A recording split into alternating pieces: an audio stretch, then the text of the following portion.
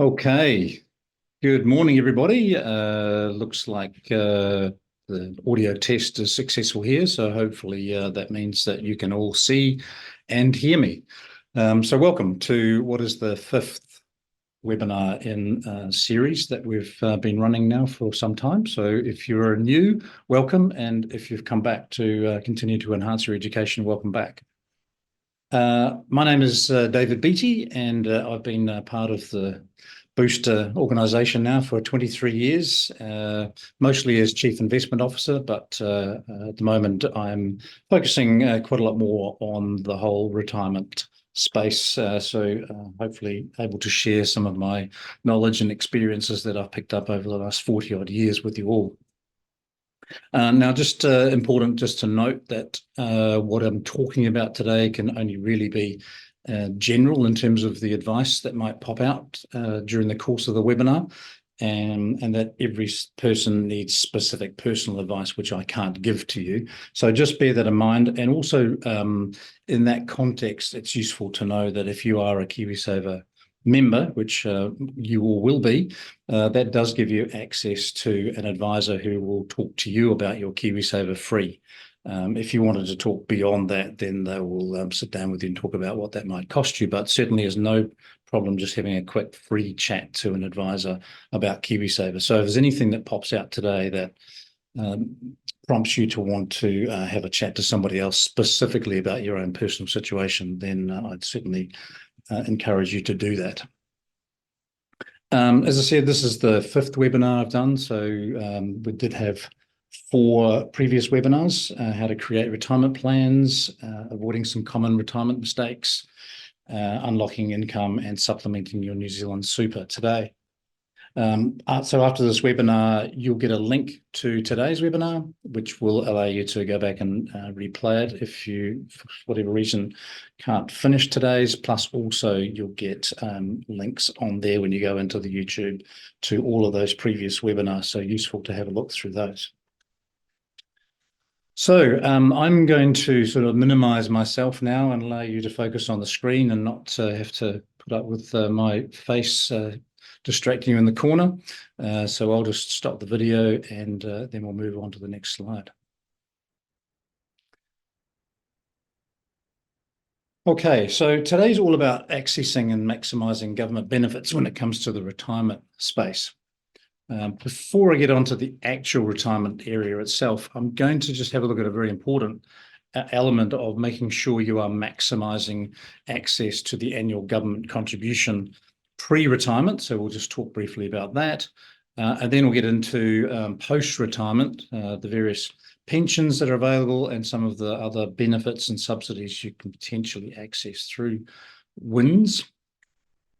I'll just talk briefly about some of the key benefits of staying in KiwiSaver after you turn 65, and in fact continuing to invest in KiwiSaver through the KiwiSaver fund rather than closing it. So we'll look briefly at that. If we have time, just depending on how we go, I'm going to just re-emphasize the elements and the benefits of working past 65 when it comes to maximizing your retirement pot. And then at the end of it, we'll summarize that with a few recommended action steps. And no doubt there'll be some questions that you have throughout this, which we'll look to address once we get to the end of it. So let's just crack straight into how to maximize the annual government contribution prior to age 65. Used to be called the government tax credit. There was a bit of a misnomer because there's never really been a tax credit. The government literally just pays you the amount of money as part of the government contribution. So here are the key things, and there's no such thing as a free lunch, they say.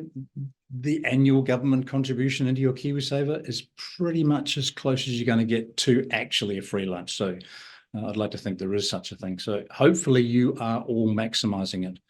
If you're not, here are the key things you just need to know. In order to get $521.43 from the government, that's the maximum they will pay, you need to put in $1,042.86 during the course of the year, which works out at about $20 a week. And that's over the year starting 1 July to 30 June each and every year. Now that contribution that you're making can come from your salary or wages just automatically as part of your regular contribution rate. Or if you are not employed, then you can just pay directly to the inland revenue as a lump sum or regularly, whatever suits, or you can just literally pay us directly in various ways. Now, importantly, even if you can't do the full $1,042.86, you still get 50 cents from the government for every dollar you put in. So literally, if you only put in $100, the government will still give you $50. So that's an important thing to remember and know. You don't have to put the maximum in to get that full $521. Also useful just to remember that your employer contributions and any transfers that you bring across from Australia don't count towards the contribution. So it's only what you're putting in yourself personally. The other good thing to know is that once the money's gone in, there's nothing else that you need to do. Booster will claim this for you automatically sometime in early July. And the final thing to note is once you turn 65, the government stops giving this to you. So you've basically got to get as much as you can before you turn 65. So hopefully you're all nodding in agreement going, yep, tick, tick, tick, I've done all those things and I'm getting the maximum government contribution every year. Okay, so now I'm just going to move on to the real essence of today's webinar, and that is about becoming a pensioner.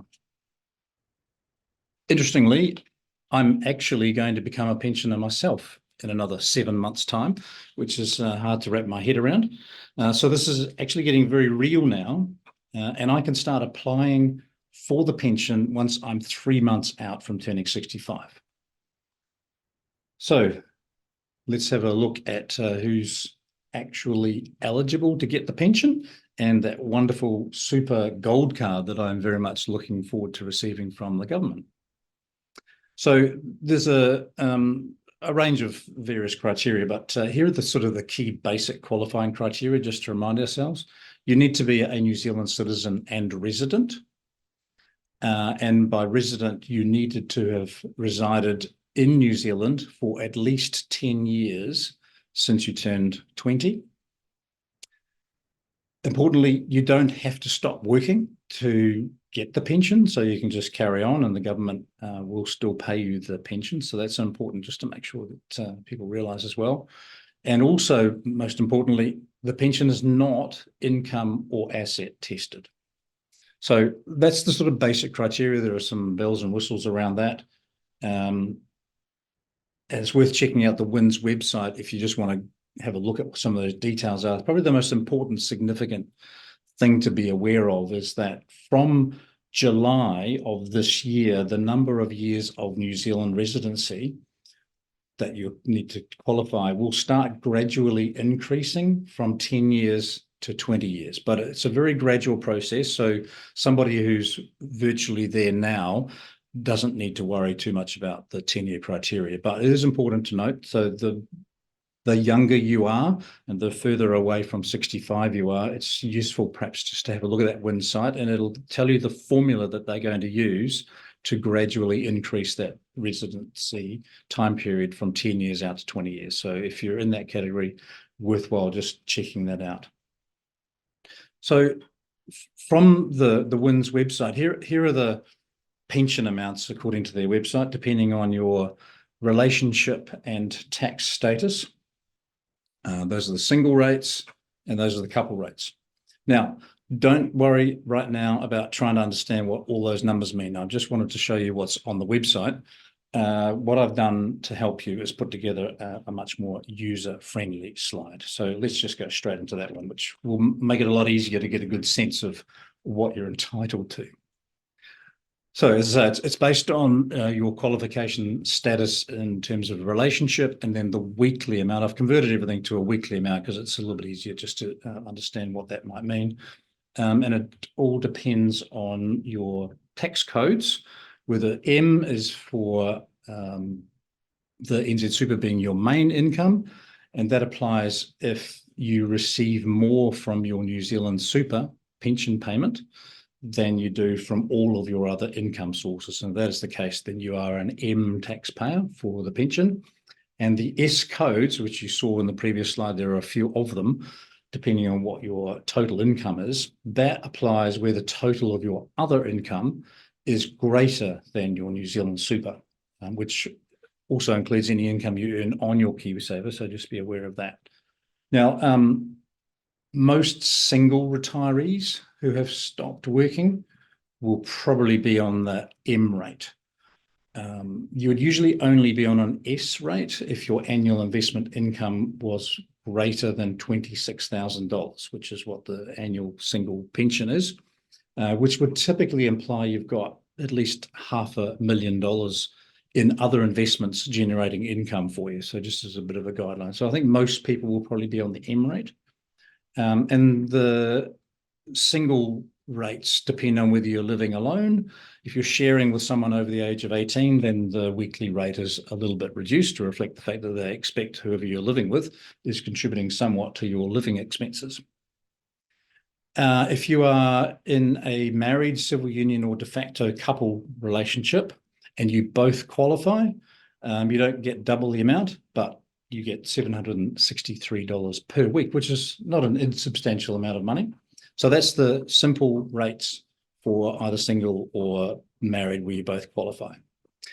Now it starts to get a little bit complicated. So if you are married, but only one of you qualifies, you've got some interesting decisions to make, because you can include your other partner literally in the pension payment, in which case you get a slightly reduced amount, $726 if you're on the M rate.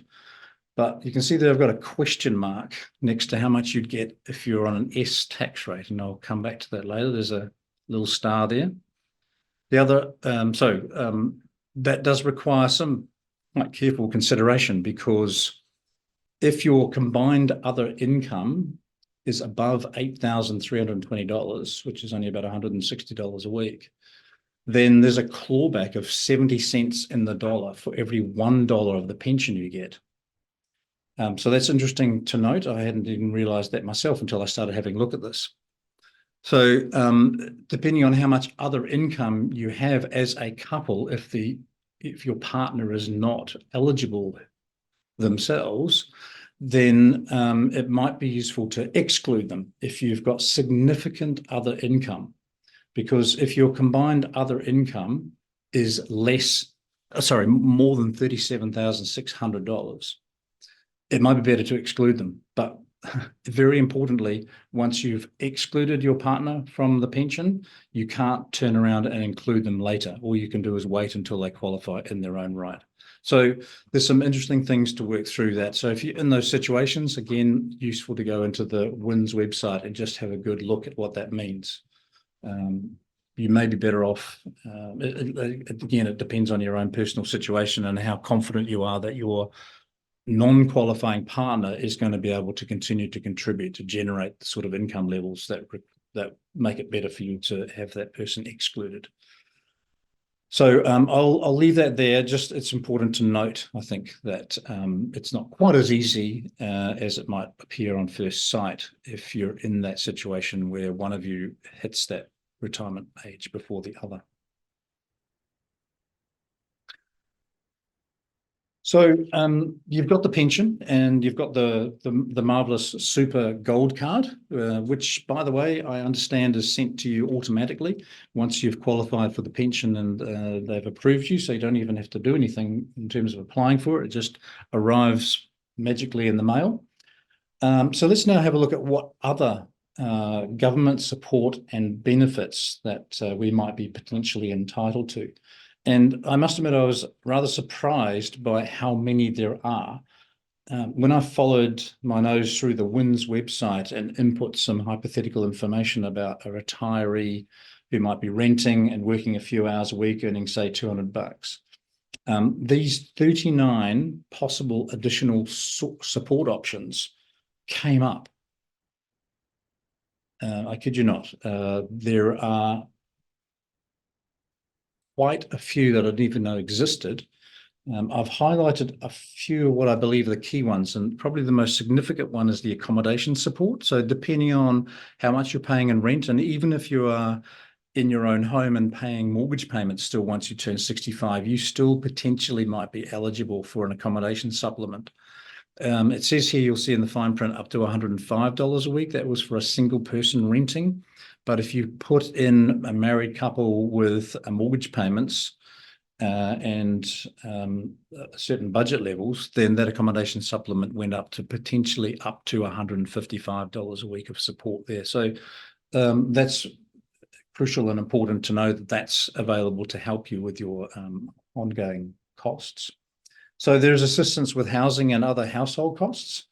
There's actually help with getting back into work if you had stopped working and you're thinking, actually, I want to get back into work, or you're working in a certain area and you want to change and get into a different area.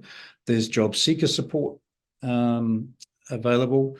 There's actually one-off lump sum assistance of up to $5,000 to help you get back into new work, to retrain. There are any number of various healthcare support services and benefits available. The living payment I went through. There's residential care subsidies and costs. There's various special needs grants that you might qualify for as well. There's all sorts of various temporary additional support services. You can even get an advance payment on your New Zealand Super benefit if you qualify for certain situations as well. And also don't forget the winter energy payment. So those sort of some of the key ones, but you'll see by just casting your eyes down through those headlines that there are any number of potential support options depending on your personal situation. So I'm not going to go into any further detail on that right now. There's just too much to consider, and that wasn't all of the support options available. There's another 20 or 30 which I didn't qualify for by just putting in my hypothetical case. So there's even more than that. It's well worth taking the time to have a look through the WINS website yourself. If you are very near or already past age 65, and you might be pleasantly surprised as to what you might actually be entitled to. Let's just quickly have a look at the benefits of staying and investing in KiwiSaver after you turn 65. In previous webinars, I have stressed the importance of not automatically thinking that you have to or will cash up everything. Close your KiwiSaver account and then look for alternative ways of generating retirement income. You don't have to close your KiwiSaver account, and I would strongly encourage you to not go down that route. There's no harm in leaving it open. If you do leave it open, because you've turned 65, you have significant flexibility on how you access your money. You can withdraw any amount at any time. And there are multiple investment choices ranging from 100% invested in cash right through to 100% invested in shares. So there's a huge number of choices to invest in. Plus, KiwiSaver, as I've talked about before, is a great foundation for providing retirement income solutions to supplement your New Zealand Super. I covered this in more detail in my previous two webinars, so I won't go into any more detail now. And then finally, because KiwiSaver funds qualify as what they call PIs, portfolio investment entities, the PIR tax rates, your personal rates within the PI, are lower than non-PI income tax rates for anyone who has more than $48,000 of income from other sources. So the highest PI income tax rate is 28%, whereas the top personal income tax rate can be up as high as 39% now. So there are definitely investment tax advantages in staying in KiwiSaver investing as well. Just finally, I've got a quick couple of minutes to rework over the things that I've mentioned at least 3 or 4 times in my other webinars, and definitely covered it in more detail in my first webinar about the significant advantage of working past age 65. Yeah, a good trick is to imagine that the eligibility age in New Zealand has moved from 65 to, say, 67. There's some discussions about whether that may or may not happen. It's not happening anytime soon, and if it does, don't worry, it'll be grandfathered in very, very gradually, so it would only affect somebody who's lower than the age of 50 anyway. But if you imagine that the eligibility is 67, not 65, we have a tool called My Money Map, which is available to every individual KiwiSaver investor on the KiwiSaver portal. And I would strongly encourage you to go in and use that, because you can play around with different settings. So in the first webinar, I provided a quick example here of someone who's age 50, starting off with nothing, just contributes into KiwiSaver and accumulates about $60,000 in their age 65. And that would buy them enough income perhaps to last until they were 74. So not very long. However, if you then worked another couple of years and took every dollar of the pension the New Zealand government pays you and put it into your KiwiSaver and did not touch it, plus you contributed to work and continued to contribute personally, the potential is for you to, in this case anyway, double the amount of money that you were able to accumulate. And then from age 67 onwards, your savings would then be projected to last another 10 years. So just simply continuing to work for 2 years is one of the most powerful levers that you can pull in terms of using KiwiSaver to maximize your retirement lifestyle. And again, using My Money Map gives you all sorts of interesting ways of playing around with those settings. So that's the end of the content for today. I've put a little action plan together here. I would strongly encourage you to go back and watch the first 4 webinars, because they're all sort of linked and they all effectively lead you to the point now where, as you get closer and closer to age 65, all that information starts gelling and making more sense, and it'll become a lot clearer as to some of the key things that you need to do just to really maximize your retirement years. So once you've done that, listen to the webinars. There's multiple references to My Money Map and how you get access to that. I think it's one of the more powerful tools you can use, and it's super flexible and easy to follow around, and you can play around with different scenarios. Once you've had a chance to do that, as I said at the start, very useful just to get hold of a financial advisor to discuss and finalize your overall retirement plan. And if you don't have a relationship with your advisor on our system now, where you're using the staff internally and you want to talk to somebody outside Booster who can assist you, if you talk to our team, they can let you know who the financial advisor is we would suggest, who's in your local area. So that's me. Thank you for listening. I'm now just going to start my video again so you can see that I'm still here live, and we'll go through to some of the questions, and I'll just try and select the ones that are able to be answered in general terms. So Mike has asked, is included pension mode still a thing? Yes, on the website, it's very much a thing. You can include or exclude your partner in the pension payment. So as far as I'm aware, there's nothing on the website suggesting that that had been stopped. So someone's asked, if you have a small balance on a student loan when you turn 65, do you have to pay any of this back? Interesting question. To be honest, I don't actually know the answer to that question. So we could get back to you if you wanted to send us a direct email, Mr. or Mrs. Anonymous, or that you might be able to Google answer that. So I'm sorry, I don't actually know the answer to that question off the top of my head, and I'm not going to try and guess. I suspect the answer is you might have to. The first 4 webinars. Yeah, so after this, Jan, sorry, you will receive a link to this webinar, and when you go into that one, you'll see on YouTube the reference to the other 4 webinars on there, so you'll be able to look at those. So yes, access to the presentation, you'll get a link.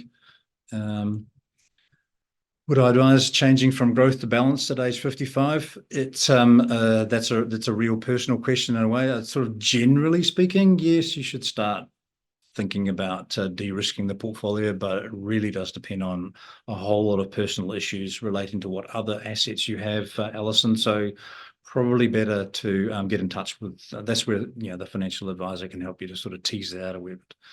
So the answer can be yes or no, depending on normally what other assets you have, what sort of lifestyle you think you're going to have. In some cases, you can stay. Other cases, yes, start de-risking. Someone's asked about Australian transferring money from Aussie super. Is it best to transfer all of this to KiwiSaver? Unfortunately, the answer is yes or no.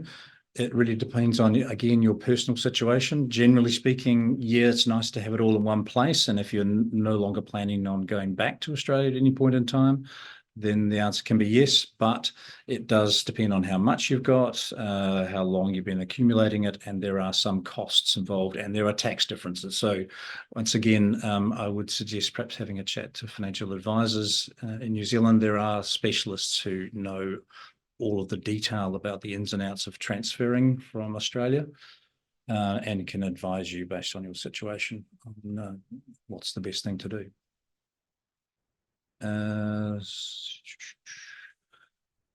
Some solo parent benefit, 63 with an independent child. How does the entitlement work? Yeah, Charmaine, I couldn't tell you off the top of my head.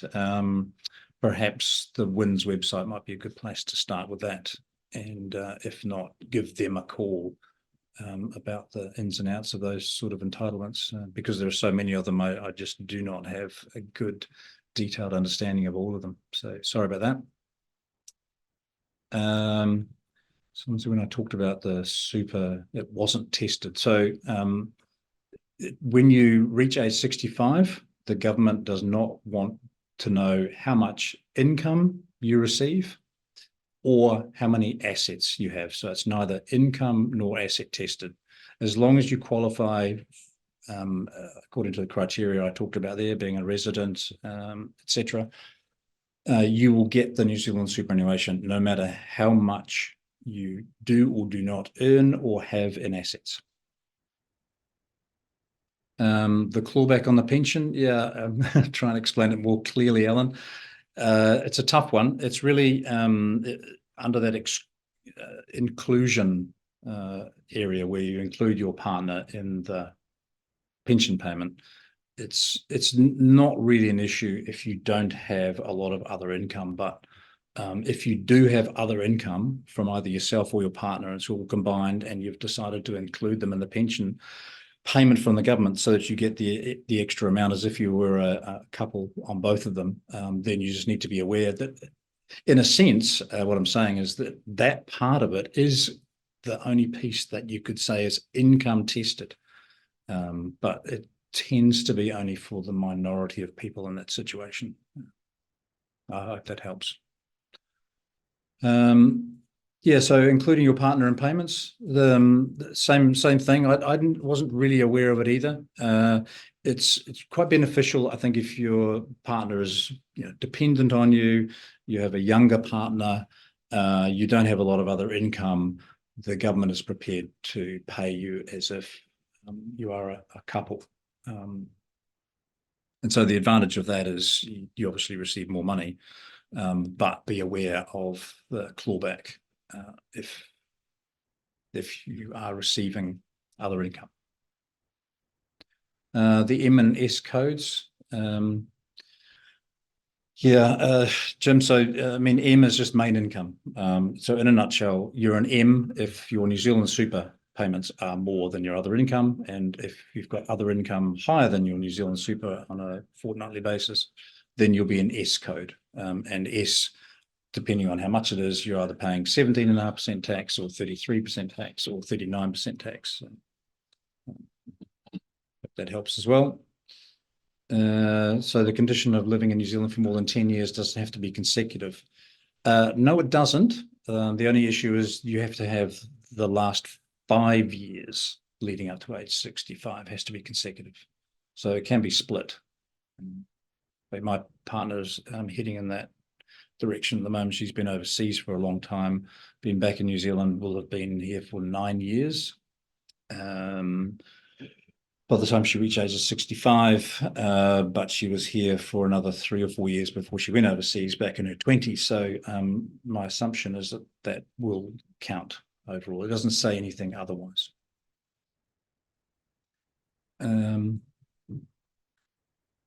Advantages of being a citizen instead of a permanent resident.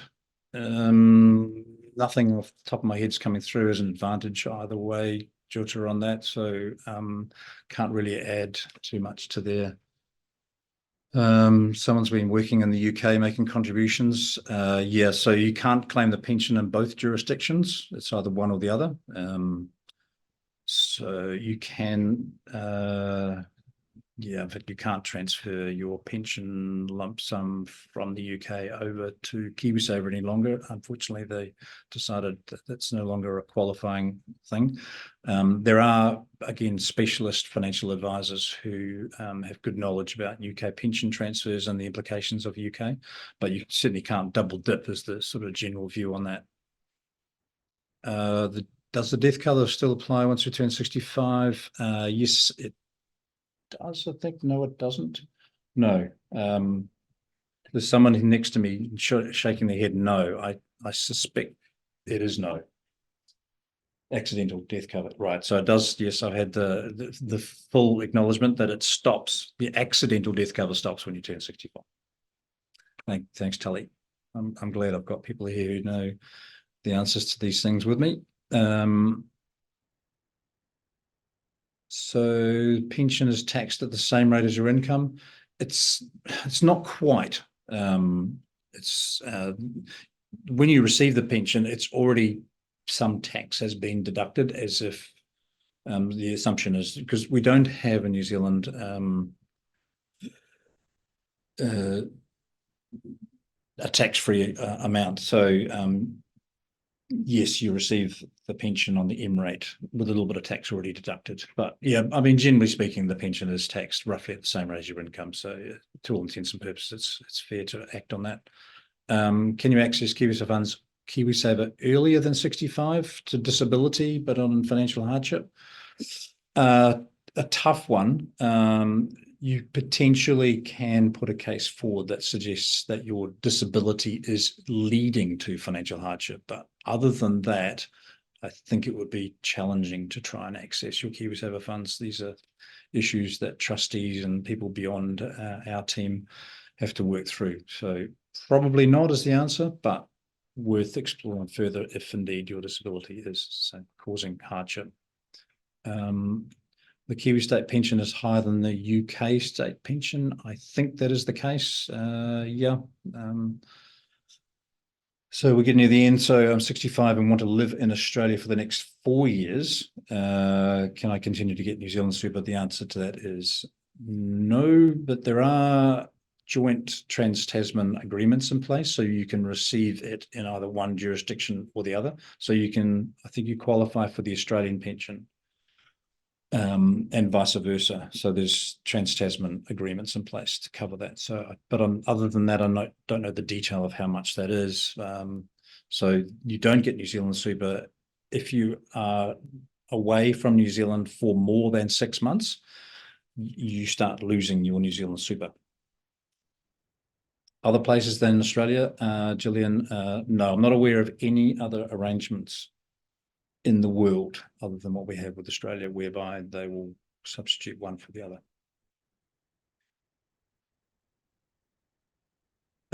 Pension payments are not already fully taxed. Yeah, they will be fully taxed, Alan. So the only issue is making sure you put the right tax code in on your initial application for the pension and make sure that that's reasonably accurate in terms of what you think you might be receiving in terms of other income.